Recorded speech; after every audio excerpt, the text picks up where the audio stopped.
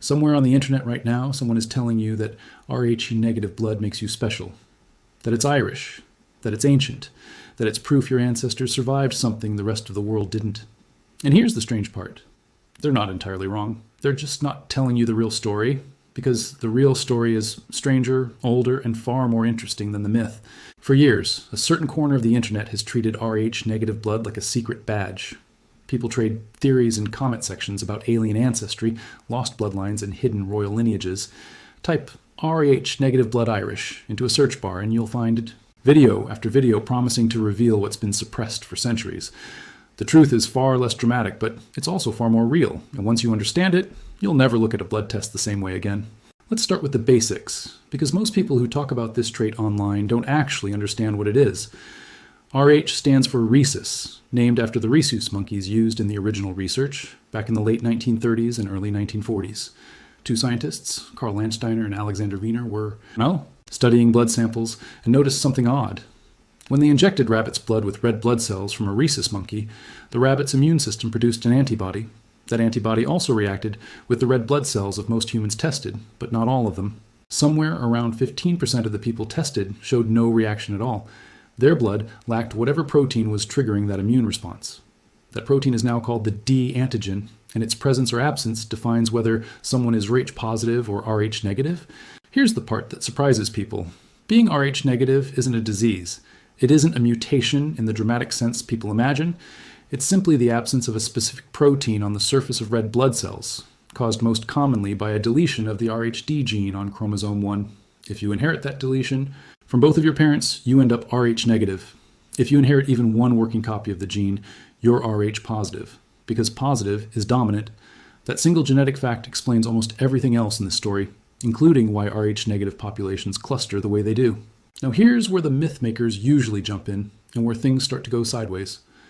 Because Rh negative blood is relatively rare worldwide, sitting somewhere around 15 to 17% of the global population, people have built entire mythologies around it. You've probably seen the claims. Rh negative blood means you're descended from extraterrestrials. Rh negative blood means you carry the bloodline of ancient god kings. Rh negative blood is somehow not fully human, lacking a rhesus factor because your ancestors weren't from Earth at all. These ideas spread because they're emotionally satisfying. They make an ordinary biological trait feel like the key to a hidden identity. But none of it holds up under actual genetic scrutiny, and scientists have never found anything in Rh negative DNA that suggests non-human origin. What they have found is something almost as compelling, just grounded in real evolutionary history instead of speculation. So let's talk about where this trait is actually concentrated. Because the geography tells a genuinely interesting story, even without the alien theories. Rh negative frequency isn't evenly spread across the globe. In most of Asia, it's exceptionally rare, often below 1%. In parts of Africa, it hovers in the low single digits. Across most of Europe, the average sits around 15 to 16%. But then you get pockets, specific regions where the numbers spike dramatically higher than anywhere else nearby, and those pockets are where this story actually gets interesting. The most extreme concentration in the world isn't in Ireland. It's not even close. The Berber populations of the Atlas Mountains in Morocco have been recorded with Rh negative rates approaching 40% in some surveys. That's more than double the global average, tucked away in an isolated mountain region in North Africa. And just north of there, across the Pyrenees in northern Spain and southern France, you find the Basque people, who show some of the highest sustained Rh negative rates ever documented in a European population, commonly cited between 25 and 35%, depending on the specific study and region sampled. Some older surveys in isolated Basque valleys have pushed even higher. Ireland fits into this picture, but not at the top of it, and that's an important correction to make right away. Because so much online content implies Ireland holds some kind of world record. It doesn't. What Ireland does have is a noticeably elevated rate compared to the rest of Europe, particularly along the western and northern edges of the country, with older surveys placing certain regions somewhere between 16 and 25%, higher than the continental average, but well below the numbers seen in the Basque Country or the Atlas Mountains. Scotland's Highland populations and parts of coastal Norway show similar elevated patterns. So what you're actually looking at isn't a single Irish anomaly. It's a broader pattern along the western and northern fringes of Europe, in places that share something important in common: geographic isolation. That word, isolation, is the real key to this entire mystery. And it's worth slowing down to understand exactly how it works, because This is where genuine science replaces the alien bloodline fantasy with something arguably even more fascinating. Population geneticists use a concept called the founder effect to explain patterns like this. Imagine a small group of people, maybe a few hundred, settling in a remote valley, a mountain range, or a stretch of coastline cut off from major migration routes. Within that small founding population, by pure chance, certain genetic variants might be overrepresented compared to the wider region they came from. If a meaningful percentage of those founders happened to carry the recessive Rh-negative allele, and if that population then remained relatively isolated for many generations, marrying largely within their own community rather than mixing extensively with outside populations, that allele wouldn't get diluted the way it would in a larger, more mobile population. Instead, it would persist, sometimes even increase, purely because there wasn't a constant influx of new genetic material diluting the original founding gene pool. This is exactly the situation researchers believe applies to the Basque people. Genetically, the Basque population is one of the most distinct in Western Europe. Their language, Euskara, isn't related to any other language family on Earth, which is itself a massive clue about how long they've been isolated from the sweeping migrations that reshaped most of the continent. While most of Europe experienced wave after wave of population movement, Neolithic farmers arriving from the Near East, then later Bronze Age migrations from the Pontic-Caspian steppe, bringing Indo-European languages and a significant new genetic component, researchers label Yamnaya ancestry. The Basque region appears to have been buffered from much of that churn. Genetic studies consistently show the Basque population carries less of that steppe-derived ancestry than surrounding regions, suggesting a population that stayed relatively continuous and genetically stable for an extraordinarily long stretch of time, sheltered somewhat by the geography of the Pyrenees and the Bay of Biscay. That isolation is almost certainly why the recessive Rh-negative allele climbed to such unusually high frequency there. It's not a mysterious hidden bloodline. It's simple population genetics playing out over thousands of years in a community that didn't experience the same degree of genetic mixing as its neighbors. Now, does that explain Ireland too? Partially, and this is where the story becomes genuinely layered rather than a simple copy-paste of the Basque explanation. Ireland's genetic history is more complicated than a single isolated founding population sitting untouched for millennia. Ancient DNA research on skeletal remains recovered from Irish archaeological sites has given researchers a much clearer picture of what actually happened here, and it involves multiple distinct waves of migration, not one continuous population. The earliest farming population in Ireland, dating to the Neolithic period, appears genetically most similar to present-day Sardinians, another relatively isolated population with its own distinct genetic signature. Then, during the Bronze Age, a new wave of migration arrived, and genome analysis of Bronze Age remains found in Ireland shows a substantial genetic component from the Pontic-Caspian steppe region, that same Yamnaya-related ancestry that reshaped so much of Europe during this period. This wasn't a subtle shift.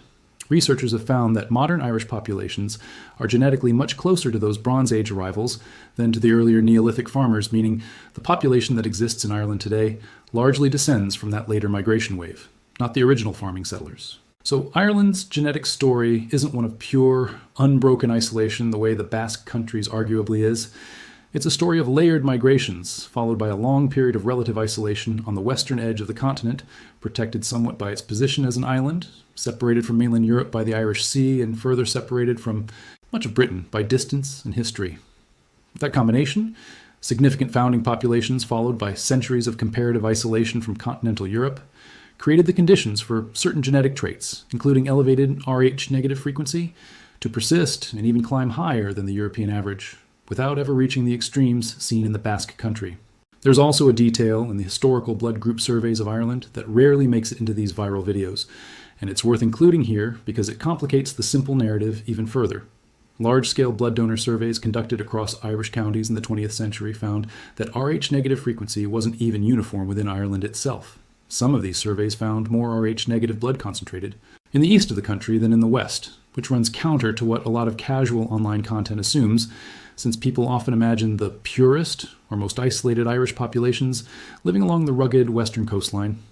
Researchers who conducted these surveys noted that the reasons behind this east-west variation weren't entirely clear, and they speculated it might relate to population history predating the arrival of Anglo-Norman settlers in the 12th century, though the specific mechanism remains genuinely uncertain. This is a good reminder that real population genetics rarely produces a clean, tidy story. It produces patterns with exceptions, open questions, and details that don't fit neatly into a 5-minute internet explanation.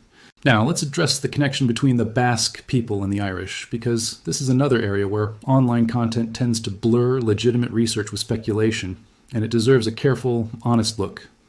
There is a real genetic link researchers have documented between Atlantic-facing populations of Western Europe, and it centers on a Y chromosome haplogroup called R1b. This marker, passed down through the paternal line, shows up at extraordinarily high frequency in both populations, commonly cited around 90% in the Basque Country and roughly 80% in Ireland. That kind of shared paternal lineage frequency is genuinely striking, and it's part of why the idea of a deep ancestral connection between Basque and Irish populations has circulated in genetics circles for decades, sometimes referred to loosely as the Atlantic modal haplotype hypothesis. The idea, broadly, is that populations along the Atlantic coast of Europe, from Iberia up through France into Britain and Ireland, share deep ancestral roots, tracing back to population movements that occurred thousands of years ago, potentially connected to the recolonization of Western Europe after the last ice age, when human populations expanded outward from refuge areas in the Iberian Peninsula as glaciers retreated. But here's where it's important to be precise rather than sensational, because a shared Y chromosome haplogroup frequency is not the same thing as saying the Irish and the Basque are the same people, or that Rh-negative blood proves some secret bloodline connecting the two. The ancient DNA research on Irish remains, the same research mentioned earlier, showing multiple migration waves, actually complicates a simple direct lineage story between the two populations. Modern Irish ancestry is a blend shaped by Neolithic farmers, Bronze Age, steppe-descended arrivals, and later, historical, population movements including Viking settlement and Anglo-Norman migration.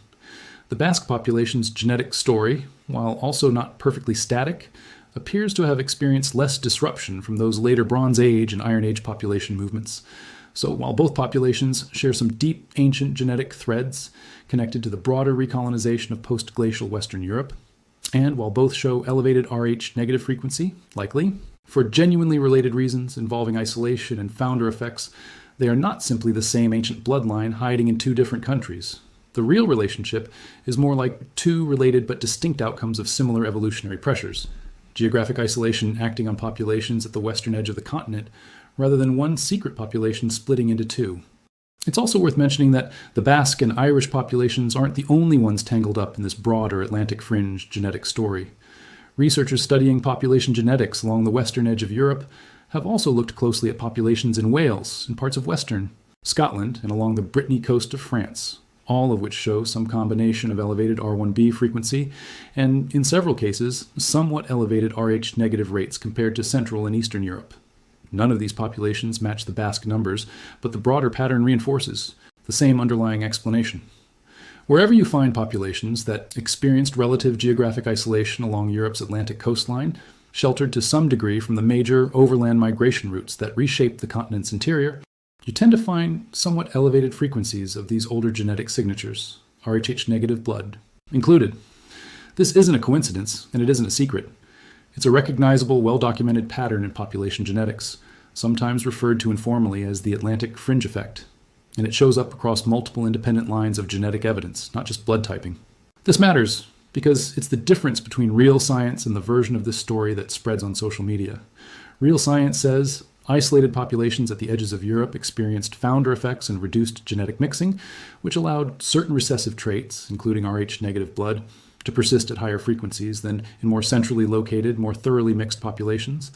The myth version says there's a hidden royal or even non-human bloodline connecting these groups that mainstream science is somehow refusing to acknowledge.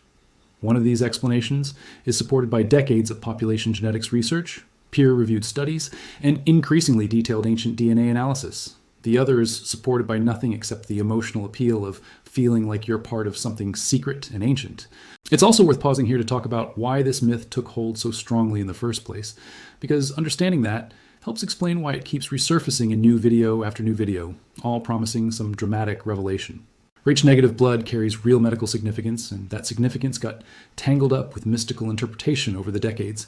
When an Rh-negative mother carries an Rh-positive baby, her immune system can, under certain circumstances, begin producing antibodies against the baby's blood cells if there's any mixing of fetal and maternal blood, which can happen during childbirth or, in some cases, during pregnancy itself.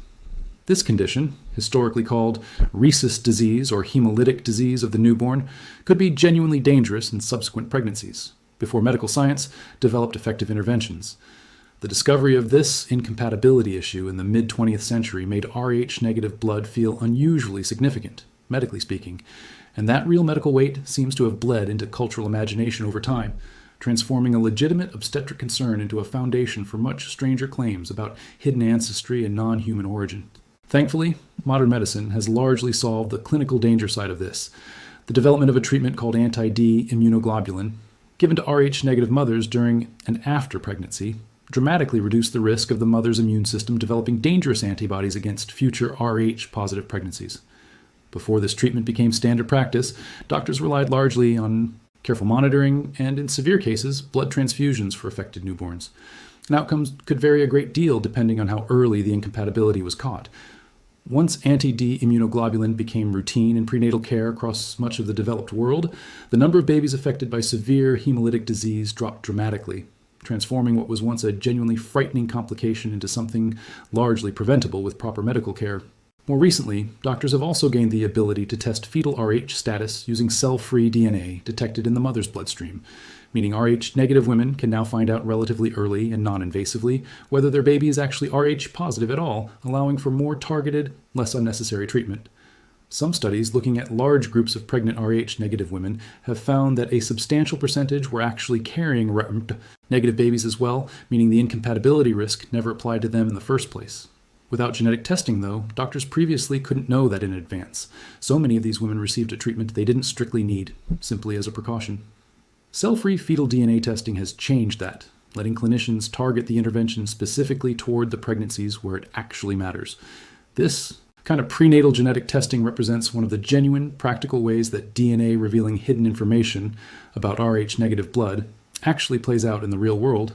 Not through revealing secret ancient bloodlines, but through revealing precise, individualized medical information that helps protect both mother and baby during pregnancy. It's worth sitting with that contrast for a moment, because it captures something important about how this whole topic gets distorted online.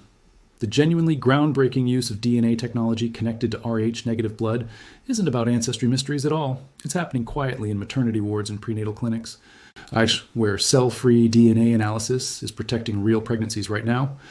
That's a far less dramatic headline than ancient hidden bloodline finally revealed. But it's the version of this story that's actually saving lives, and it deserves at least as much attention as the ancestry angle that tends to dominate social media. So if you strip away the mystical packaging, what you're left with is this. Rh-negative blood is a naturally occurring, well-understood genetic trait caused by variations in a single gene. It's found at meaningfully elevated frequency in certain isolated populations around the world, with the Basque people showing the highest documented rates in Europe, the Berber populations of the Atlas Mountains showing even higher rates globally, and populations along parts of the western and northern fringes of the British Isles, including parts of Ireland and Scotland, sitting somewhere in between, elevated above the general European average, but not the world's most extreme case. The reason behind these elevated frequencies isn't secret at all. Its founder effects and relative genetic isolation playing out differently across different populations, depending on their specific migration history, geography, and degree of contact with surrounding groups. The Irish case specifically involves a genuinely layered history. Neolithic farmers arriving first, genetically similar to modern Sardinians, followed by a substantial Bronze Age migration wave, carrying steppe-related ancestry that reshaped the genetic makeup of the island and forms the dominant genetic signature in modern Irish populations today. Add in Ireland's relative geographic isolation as an island nation on the western edge of Europe, and you get conditions favorable to certain traits, including Rh-negative blood, persisting at somewhat elevated levels, even while the country's overall genetic story remains more mixed and more historically complex than a simple, single, unbroken ancient bloodline narrative would suggest. None of this needs alien ancestry to be interesting. None of this needs a hidden royal lineage to feel significant. The actual explanation, populations shaped by Ice Age recolonization, Neolithic farming migrations, Bronze Age steppe arrivals, centuries of relative geographic isolation, and the quiet mathematics of recessive gene frequency, compounding over countless generations, is already a remarkable story. It's a story about how geography shapes biology, how isolation preserves genetic diversity that would otherwise be diluted, and how modern genetic sequencing techniques are finally allowing researchers to trace these patterns with a level of precision that simply wasn't possible even 20 years ago. And that's really what's changed recently, if we're being honest about what new DNA data actually means in this context. It's not that scientists suddenly discovered some suppressed secret about Rh-negative blood being uniquely Irish. It's that whole genome sequencing technology has advanced enough that researchers can now analyze ancient skeletal remains with incredible detail, comparing them directly against modern populations to trace exactly how ancestry moved across Europe over thousands of years. That technology is what revealed the Sardinian-like genetic profile of Ireland's earliest farmers. That technology is what revealed the substantial Yamnaya-derived component in Bronze Age Irish remains. That technology is what allows researchers to compare Basque genetic isolation against neighboring Iberian and French populations with statistical confidence that simply didn't exist in earlier decades of blood group surveying alone. So when a video title asks whether DNA just revealed something hidden for centuries, the honest answer is nuanced. Genetic science has absolutely revealed new details about population history that weren't previously understood. The layered migration waves into Ireland, the relative isolation of the Basque population, the specific genetic mechanisms behind Rh-negative frequency. But none of it involves anything hidden or suppressed in the conspiratorial sense. It's the natural, ongoing progress of population genetics as a scientific field, made possible by better sequencing technology, larger sample sizes, and more sophisticated statistical methods for comparing ancient and modern DNA. If you're Rh-negative and you've got significant Irish, Scottish, or Basque ancestry, what you're actually carrying is a genuinely interesting piece of population history. You're carrying evidence of ancestors who lived in relatively isolated communities for many generations, communities that weren't constantly diluted by large-scale migration the way much of Central Europe was. That's not evidence of alien origin. It's not evidence of a hidden royal bloodline.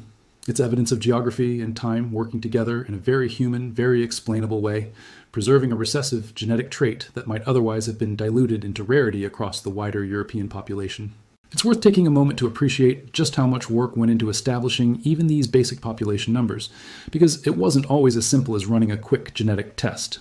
Long before whole genome sequencing existed, researchers were piecing this picture together through massive, painstaking blood donor surveys, county by county, region by region, sometimes collecting tens of thousands of samples by hand and mapping the results across entire countries.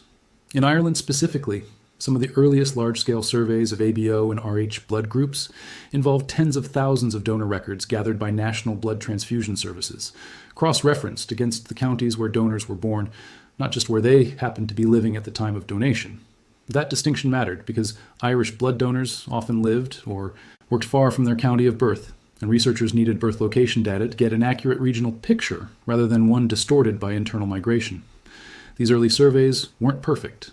Laboratory techniques of the era sometimes introduced bias, particularly around borderline Rh readings, where clinical caution pushed uncertain samples toward whichever classification carried less medical risk.